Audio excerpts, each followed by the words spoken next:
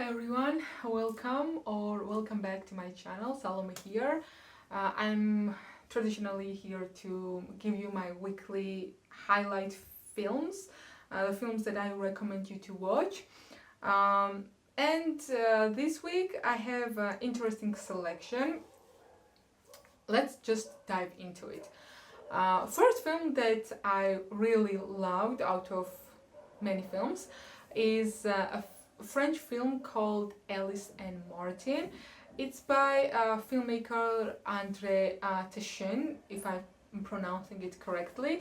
And the reason I wanted to mention it in this weekly highlights is that this is the first film from this director, and I was so pleasantly surprised.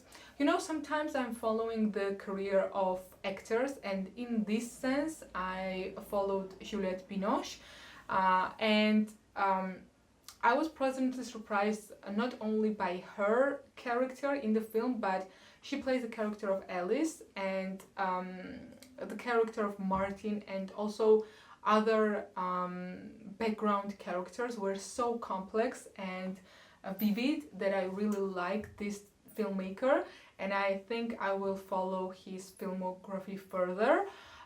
This is a very good intake about a person who is struggling mentally about the crime that he committed. And Alice and Martin, because this is the name of the film, it reflects their relationship and their strange bondage over vulnerability, abandonment, and how it evolves into a relationship and what type of relationship they have. And for me, it's a very tumultuous and interesting relationship, so I recommend you to watch it. But only if you are someone who likes author type of cinema and the real narration of the film. The second film that I want to mention is going to be no surprise for my viewers, because you all know I like Denis. I really wanted to watch all of her films, and I think I succeeded. I saw 3 of her films this and previous week, but only one touched me in a very intimate and original way, and it's worth to mention this film other than previous ones. Film I wanted to recommend you is I Can't Sleep. I think I really liked it because of the not only the subject and lifelikeness of this image, but because of the characters, and somehow this narrative touches me. This is a very subjective choice, because I know how can you separate Denis films. They are all genuinely good, but not every film touches you, you know, subjectively. And this film ended up in my list, unlike Intruder, for example, and 35 Shots of Rum. Yeah, I like those films, or 32 Shots of Rum. Anyway, I like those films. This film, I Can't Sleep, really spoke to me. So that's why it ended up in this list. But I don't really have the argument why I prefer it. I just really felt into this film because this film touches upon many people's lives, and it's like a mosaic film. And people touch each other's lives, but they are not fully connected. It's about chance meetings, it's about fate in a really fragmented way, if I can characterize. So this is such a strange film to characterize for me. You just need to watch it, and either you will like it or you will just pass by. The third film I wanted to mention is a documentary. You know, I watch all the genres, and this documentary I had to recommend. It was recommended by my friend to me, and I'm grateful to him. It's a documentary about the only penis museum in the world in Iceland. It's called The Last Member.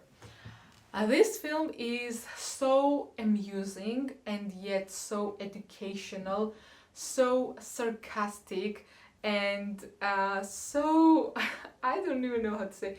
It's just pure joy, and you laugh and cry at the same time, and as you watch it, you are surprised by the ideas and the psyche of people. In English, they have the term, this man or this woman, they are thinking between their legs. And if someone is thinking between their legs, these are the people in this film.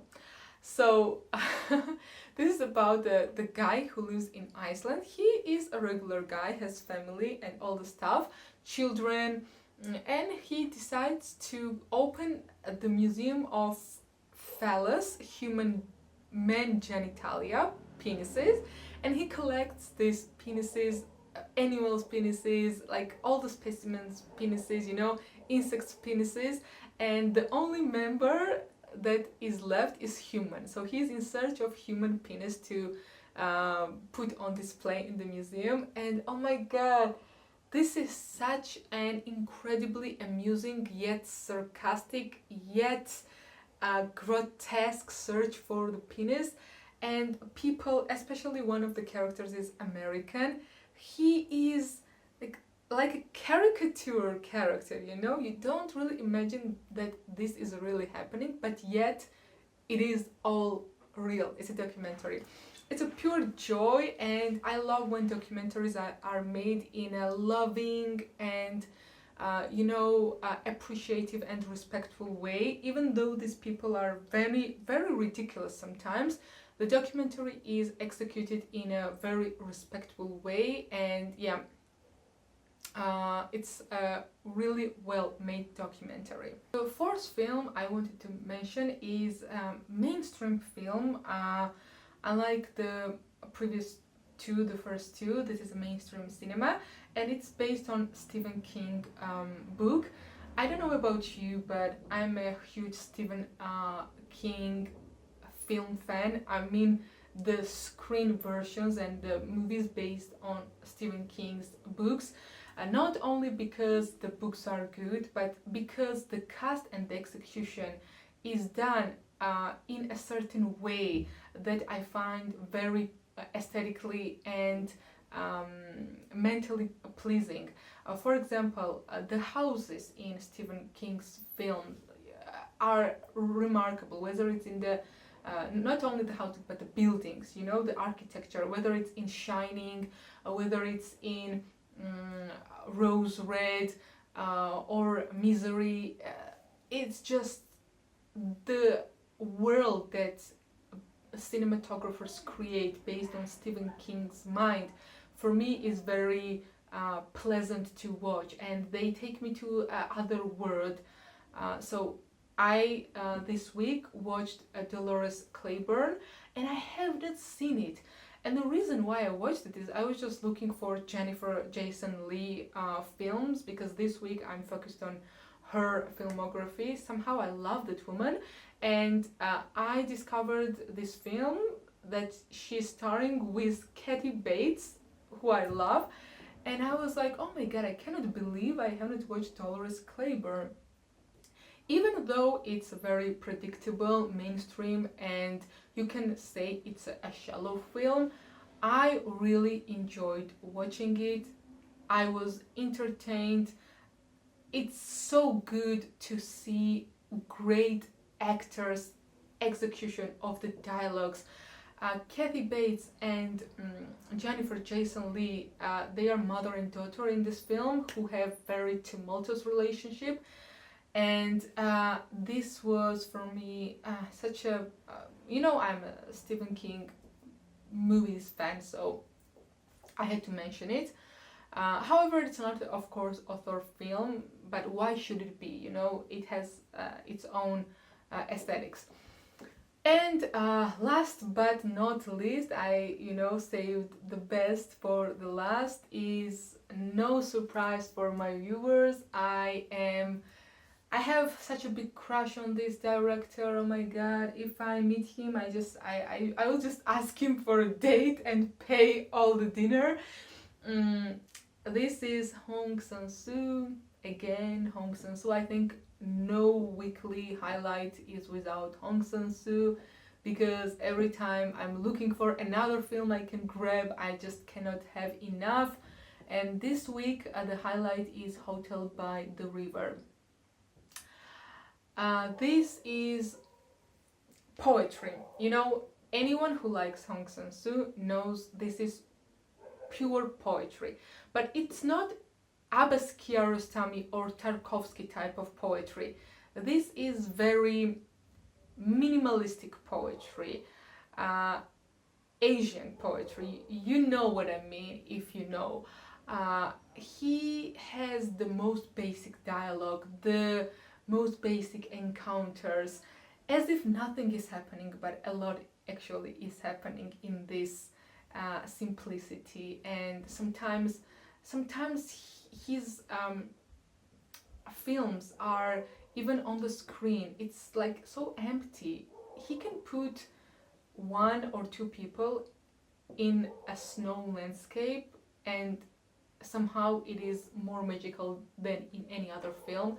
And in this film, Hotel by the River, it is pure joy, not only visually but in terms of philosophy. It is just everything you can get from visual thinking. So thank you so much. Have a great weekend and see you next week.